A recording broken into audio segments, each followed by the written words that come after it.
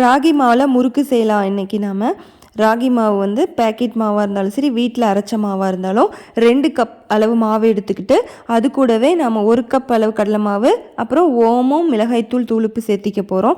ஓமம் வந்து நம்ம நிறைய சேர்த்திக்கலாம், நல்ல மணமாக இருக்கும். மிளகாய்த்தூள் 4.5 ஸ்பூன் போட்டிருக்கேன்.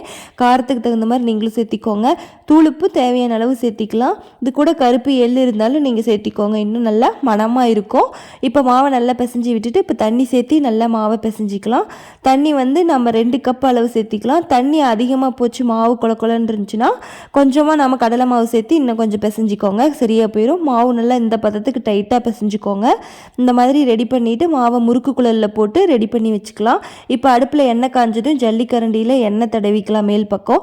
இப்போ ஒவ்வொரு முறுக்காக கரண்டி மேலே பிழிஞ்சு விட்டுட்டு எண்ணெயில் போட்டு முறுக்கு முன்னாடி பின்னாடி பெரட்டி போட்டு நல்லா நொர அடங்குற வரைக்கும் வேக விட்டு எடுத்தோன்னா ராகி முறுக்கு ரெடி.